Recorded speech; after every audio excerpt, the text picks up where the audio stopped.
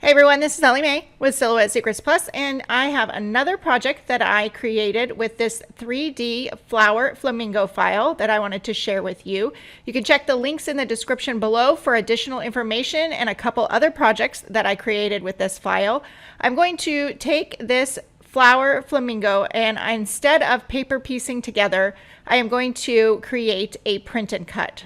So the first thing I am going to do, you're going to see me do this on the right hand side, and then I later delete this part. But I'm going to ungroup this because the score line is grouped with the file.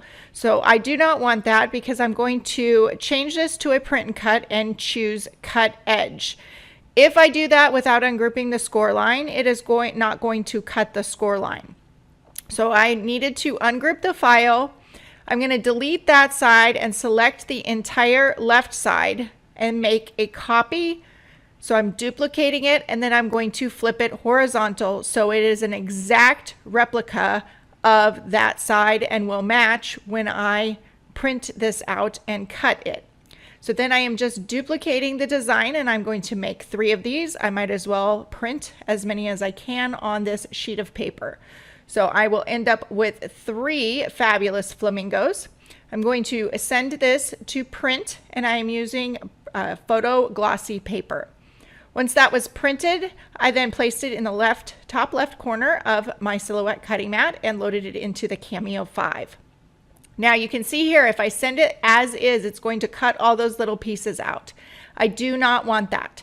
So I am going to select the pieces of the flamingo, not the score line, and I'm going to choose cut edge. Then you can see the bold red line turns to the edge of the flamingo.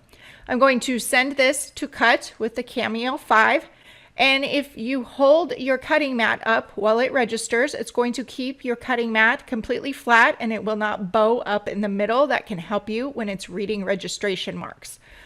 Now it's going to cut around that flamingo, and the Cameo 5 in this, when I sent this one to cut it out perfectly.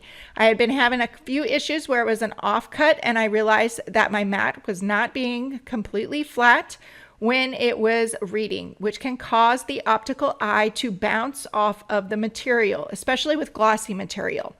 Then I'm going to flip my cutting mat over, and I'm going to carefully peel away the excess. And then I can work slowly with the other designs. I look like I'm going super fast here, but it is of course sped up for the video's sake. So I'm just going to remove those pieces. I still have my score line for the bottom of the flamingo's neck. And then I'm just going to set those aside and cut out the rest of my pieces.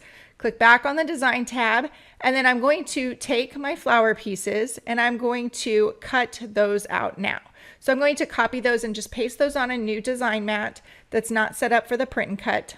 And I'm going to change the page size. So I'm using a 12 by 12 sheet of cardstock. These flower pieces are then cut out. They're flowers. You can make flowers. Check the link in the description below where I show you how to use this file as a flower file. But it is actually the body of your flamingo. Now I'm just going to arrange these, and I prefer to arrange them manually myself. I don't use the nesting tool or anything like that. I find I can get more precision and get a better placement if I am doing it myself. So I will take those few extra seconds and I will place that on my sheet of paper in order to maximize my space. And then I keep all of my cardstock scraps anyhow. I'm going to click on the Send tab, and I'm going to choose cardstock texture because my cardstock is quite a bit thicker than the photo paper. So I'm going to set that, and then you will want to do your test cuts for your blade life to determine what works for your particular cardstock. I'm going to send this to cut, and it's going to cut out all of those little flower pieces. 3 things that can help with a successful cut on cardstock are quality cardstock, a good sticky mat that holds your material in place the entire time it's being cut. If it moves at all, the cuts may not connect. And a good sharp blade is also a very handy thing to have. If you are having cut issues, try changing those 3 things and you might be surprised at the difference. So then I'm going to check the cut just to make sure that it cuts out. It did not come off cleanly, but I was able to simply just kind of pop those out. You can see my mat is very well used. I am some of those pieces cut out there, but here, as you can see, I'm just carefully, the sharp points where the petals meet, some of those are just kind of held in there. And I didn't have to tear it. I didn't have to do anything.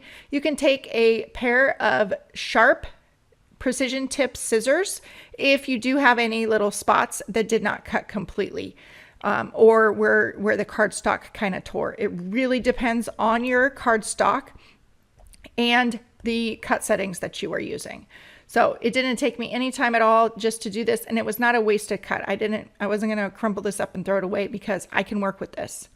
Now, once you have all of your pieces for your flower or your project cut, I am taking the Leah Griffith curling tool and I'm curling the petals. You can see it was a little rough on one petal. I hold them at the base and I try to hold it together and then carefully curl it, just like you would curl ribbon with a pair of scissors. You can see here there was just a little bit of cardstock. I took my precision tip scissors and I just cut that piece off.